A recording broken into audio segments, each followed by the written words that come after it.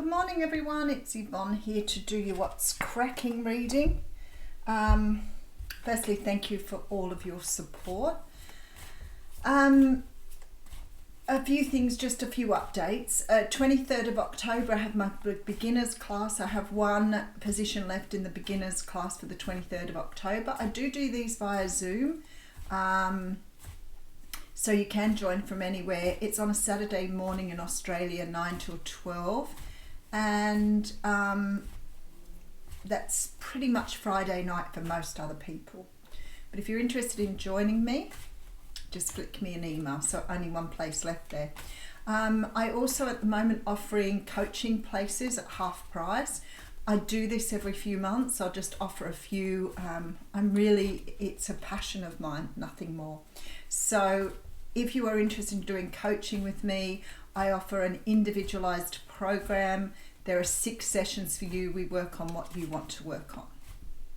So if you're interested in that, please email me.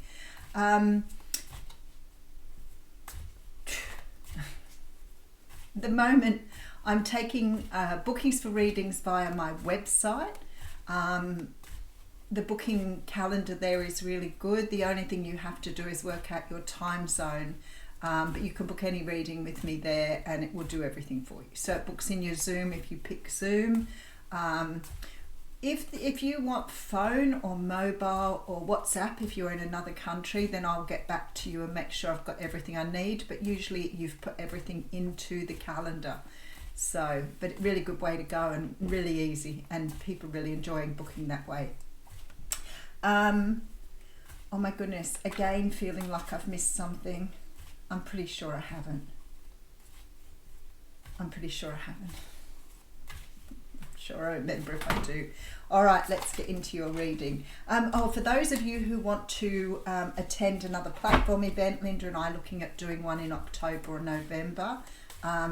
It worked really well last time with a cap of 20 people. We well and truly sort of got to spend time with all of you. So it was fabulous, and we've had some wonderful feedback for that. So thank you so much for joining us. I've now gone over 70,000 on TikTok, so I'm pretty impressed with that journey. So thank you all for following me there too. All right, let's have a look and see what's going on in the What's Cracking reading. We're going to use the Shadowscapes Tarot for your reading. A lot of people commented on the tarot deck I used yesterday. It is really stunning, really is. All right, let's see where we're going. Enough banter. All right, so we have the 7 of Cups coming through.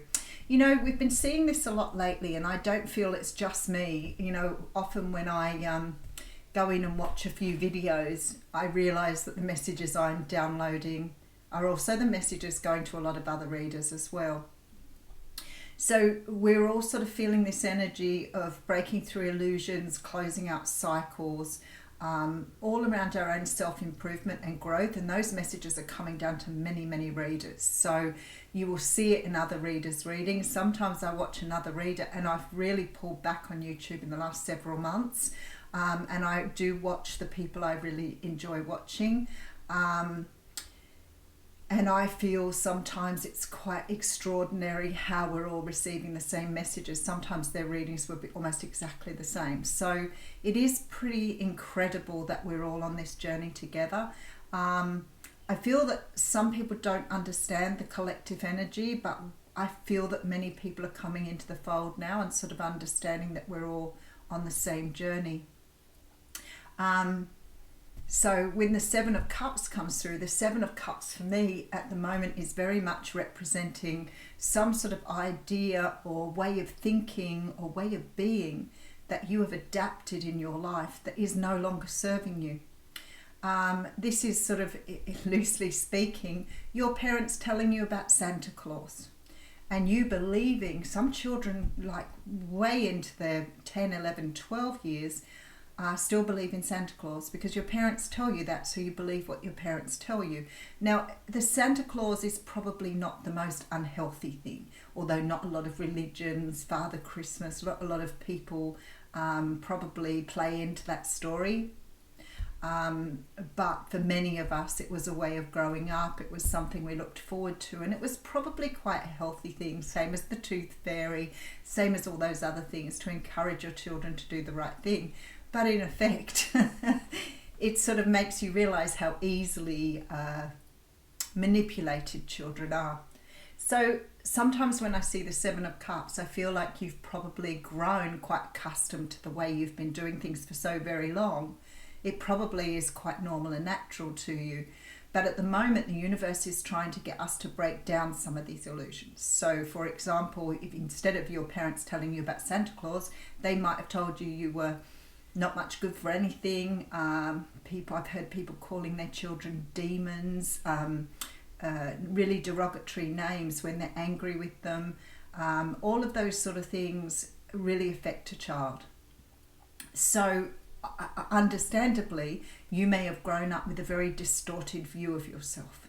Now, it can work the other way around too, where parents overcompensate for their children and give them too much love, in which case they become very adjusted to never having failure or never experiencing something in their lives because they've always had someone else to take that blame for them, so they grow up without any responsibility. So you sort of see a combination of both of these. Neither one makes you who you are, because it's what you adapt to, but all of them contribute to who you are. So when the Seven of Cups comes out, I'm feeling like you are starting to see some sort of illusion here. Relating to the Page of Swords, after working out, the illusion that you're living in, or the confusion of it all. Very often we get on and we Google things. We look at what we're seeing. We might Google several things that have happened in order to gain some sort of understanding of what does that mean. The Page of Swords is very, very much about investigation, getting on the internet, looking at things, researching. And I feel like some of you may be doing that at the moment to understand this. Rebirth. So it makes a whole lot of sense here that once you've discarded this idea, this notion of who you are, this I'm trying to think who was talking about this on YouTube just recently, discarding the old version of who you are. Now, the old version, it sort of sounds a bit like you're going to sort of get rid of yourself completely, and that is not the case. What you're doing is unveiling the parts of yourself that you've hidden away from the world, the really beautiful parts that you may have not accepted because you were told maybe they weren't quite correct. So you imagine a parent who's extremely jealous of their child or doesn't like their child for whatever reason. And don't ever say to me every parent loves their child, because we know that isn't correct. So some parents don't, full stop. And that can mean very often that the child is told things that are not who they are. So when we see the rebirth here, what you're doing in effect is bringing what was in your shadow side to the surface, or those parts that you've hidden away about yourself that are probably extremely beautiful to the world, but somebody made you feel ashamed of them, so you tucked them away in order that other people wouldn't feel uncomfortable with them. And this is why you always realize that, there's no good in taking things personally. Taking things personally is a thing of the past. It's gone. It's finished. What other people think of you is none of your business. It's theirs. So it's sort of like this energy here with this rebirth that you're starting to understand. Look, we have self-love coming through here. The Ace of Cups represents a new start. It represents a brand new start, but this time you're doing things differently, because this time you've sort of plowed through that illusion. You've let go of things. You may have done study. You may have been looking at things like meditation. You may have been sort of understanding spiritually who you are. But when the Ace of Cups comes through, it tells me there's a brand new start, but this time you're doing it differently, because this time you're loving who you are instead of going through life picking holes in yourself or not being able to look at yourself in the mirror. We've all done those things. So there's very much this energy of falling in love with yourself all over again. But what this leads to, we have the Nine of Cups here, which I wasn't expecting. What I was going to say this leads to is being able to pull in the sort of love that you want to have in your life. So once you're vibrating in this beautiful energy of loving yourself, you are so attractive to so many other people. whether they are romantic interests or not, you start pulling your soul family back at you. I don't know why this happens. I can't explain it other than I know other people are going to match your frequency in the universe and be drawn to your frequency. But when we get the Nine of Cups, I know here that what you want to manifest, what you want to bring into your life is right here. It's sort of bringing in the things you want with the Nine of Cups. It's those wishes, it's those dreams all coming towards you because you're vibrating at a different level. What I'm just seeing here, what Spirit's showing me, for example, if you go to a job and you have a low opinion of yourself, you'll be lucky. If you were interviewed by a narcissist, you'd probably be picked up very quickly because you're malleable. You can be easily manipulated. So you may look very vulnerable. If you have a low opinion of yourself, you may be vibrating at a level that says, I don't think I'm worthy. But if you go for the job of your dreams and you're in your high vibration and you're feeling really confident and you're feeling really comfortable and loving yourself, then somebody's going to love you at that interview as well. So it's sort of, that's how the universe works. It works on our vibration. And you know when other people are vibrating very low because you can sense their sadness or you can sense their depression or the misery. And sometimes in people they're vibrating so low that you can actually see that, you know, slumped shoulders, you know, that demeanor that looks like everything's sort of falling in on top of you. But then you look at people who are high vibrating and you see people who've got a bounce in their step, who never let things affect them and always have this can-do attitude. So somewhere in between all that, we all sit. And when I see this Nine of Cups, I feel like here that you are now in a place, vibrating in the place to manifest what you want. What is right for you too. All right, so we have the Seven of Swords coming through here. This is really interesting. The Seven of Swords for me has so many meanings, and we were talking about this when I did, I think the last tarot class I did, because somebody said they kept pulling the Seven of Swords all the time. We are seeing this one again a lot lately, and it fits beautifully with the Seven of Cups. Because the Seven of Swords can talk about sabotage. It can talk about being strategic. It can talk about you trying to get through life by ignoring those things about yourself that you've tucked away. Now, you may not always, as I say, you may not always recognize these things you've put away. And somebody, like I said, was talking about this on YouTube the other day, and I really related to their reading because it's sort of what's coming through for me. So there's very much this energy of, perhaps you sort of see what's going on with yourself, but perhaps you feel like you want to ignore it, or maybe it's a part of you don't really like. Now, for example, I remember when I first started acknowledging anger. So I went through life with no anger because I was just taught anger was wrong, so I tucked it away and never allowed it to come out. But what sits below your anger is your passion, your desire, your want and your need and your drive. So if you're not angry, you don't have all of those either. So that's what Brené Brown says, when you tuck something away, it hides really good attributes of yourself. So the Seven of Swords is sort of that energy for me. It's like you have something hidden away that you are keeping hidden, whether you know it or not, which is really holding back you becoming who you are. And when you start first feeling anger, if you haven't had it for a while, it's really natural for you to feel so uncomfortable with it, you want to tuck it away again. And it was the first thing I did, of course, when I started to allow myself to feel anger. I started to want to push it back down again. In fact, I did do that the first few times. I went, oh my goodness, wake up moment. I'm doing exactly the same thing I've done all my life. There's the anger, put it away. It's horrible, it's nasty. I don't want to see it, it feels really awful, I don't like it. But it's a natural thing to feel. So once you start to feel, then you start to heal. And that's what we always talk about, is feeling those feelings. And when the Seven of Swords comes through, I feel like many of you are perhaps unaware of how you don't love yourself, and loving yourself means experiencing everything, every emotion, every part of you. It's experiencing the whole lot, and you're not whole and complete unless you accept that. But it's also about accepting that some of those things may be difficult for you to accept because perhaps you've been told to be ashamed of them. So very much the energy's coming through at the moment. All right, let's just get this camera straight. Okay, so we have the Queen of Pentacles coming out with the Nine of Pentacles. Look at that energy, and the Ten of Pentacles. Whoa, beautiful, beautiful energy. Okay, so what I see here is somebody is starting to understand here how to bring this back into balance, because you're getting to 9 of Pentacles and then you're getting to the 10. So there's growth here. The growth says to me you're starting to ground yourself and accept that there are components of yourself you've hidden away. You want to bring them back in. You want to be whole and complete with the 9 and 10 of Pentacles. So you're learning to do that, because I can see progression. So this is really beautiful. But what you're showing here is that you are understanding the 7 of Swords energy. Now, I get this completely, but I have this feeling here that we're going to move in a different direction with this reading.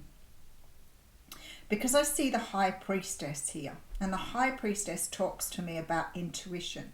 So remember, when you're hiding away these other parts of yourself that you don't like for example, your anger or your disgust or your shame or your guilt or whatever it is, because those emotions are seen as negative rather than just part of a continuum.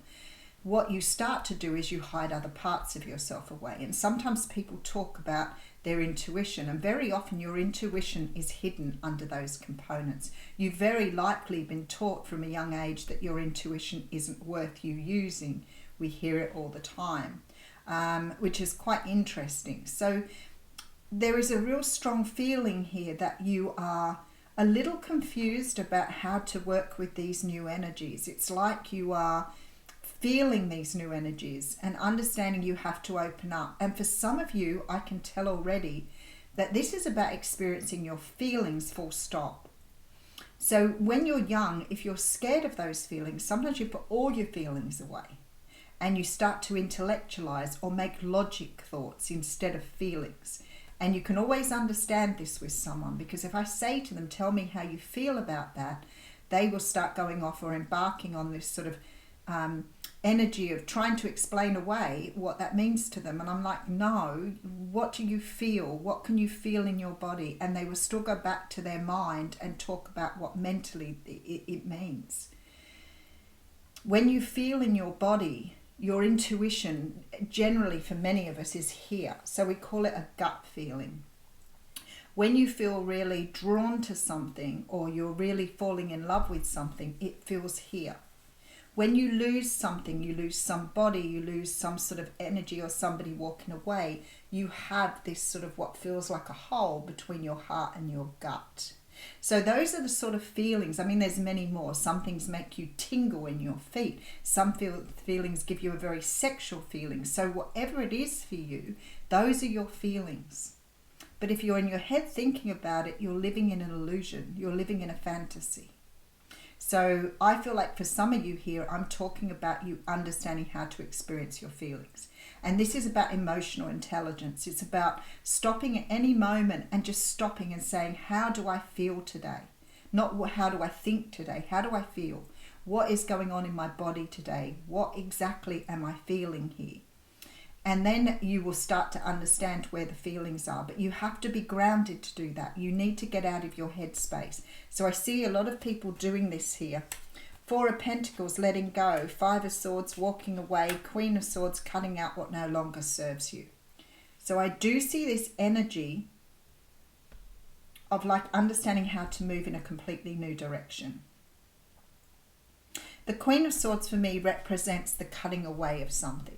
But it also represents assertiveness. So maybe from this experience, you're learning how to speak up for yourself, how not to worry about conflict. You know, I guess that's another really big lesson, isn't it? You know, understanding how to, we spend a lot of our life avoiding conflict because it scares us. But next time you feel that you want to speak up for something and you get that horrible feeling in your body and everything rushes to your face and you think, I want to say something, but I'm too scared. Ask yourself, what would happen if you were speaking up? And if you don't do it, what you do is you go away and procrastinate for hours and days and weeks on what you could have said in that moment. Those are the sort of things you're hiding away. So for some of you, it may be assertiveness with this Queen of Swords. But for me, she's representing you speaking up about things here. All right, let's have a look and see where we're up to. We have the 7 of Cups. So some sort of illusion is falling away here. We have the Page of Swords. So I really feel you're probably sort of getting in, trying to understand it, maybe doing some research on this subject, because you have rebirth here. And your rebirth is leading to self-love, and your self-love is leading to wish fulfillment. And this is what we say to you when we say you need to be living in a high vibration. The Page of Cups is coming out here, and I felt that before. I thought we might go off into a love reading, but I feel like here the universe is just saying to you, in order to attract love, you need to be in the energy of self-love.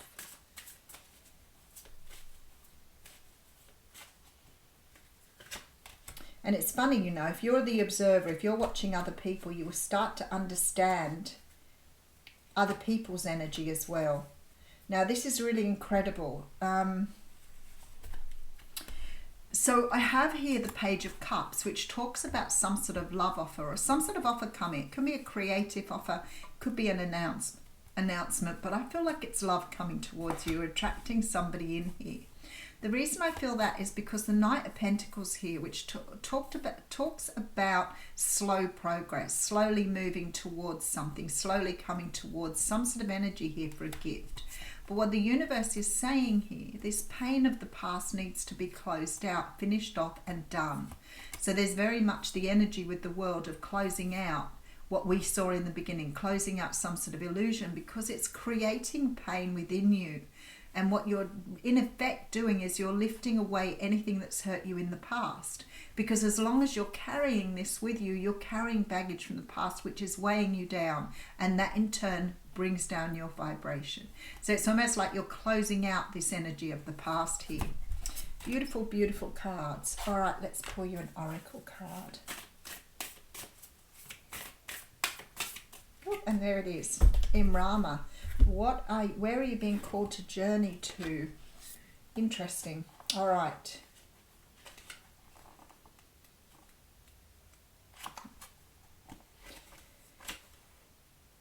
$98.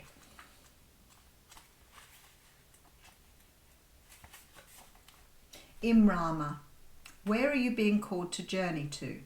The Celtic word Imrana means a journey of the soul, a voyage on which we don't know where we are going, but our soul knows the way. If you pulled this card, you're either being called on a soul journey or you're already on one. It could be a physical, ancient place or metaphoric.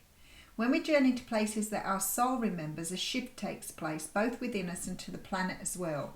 You're being called to journey to a place that is sacred to your soul. Perhaps it is a journey to the world's sacred site. I feel like here this is talking about a metaphysical journey here. Because they're saying if a physical voyage isn't possible, journey through the portal of your heart. So this is a personal journey for you. Follow the invisible soul trail and be willing to explore. Maybe read a book or watch a movie. So I feel like here you're being called to investigate. So whatever your circumstances, your soul is ready to journey deep. Now I'm going to read you the little work your light activation here to get you all activating. May seeds of light long ago planted begin to rise. I am ready to remember ancient secrets from lands that my soul knows from times past. May I be held by the ancient lineages that my soul has served and remember that I don't have to do it all alone. So you're obviously being sort of pulled forward here by your ancestors. I'll leave you with that. Thank you.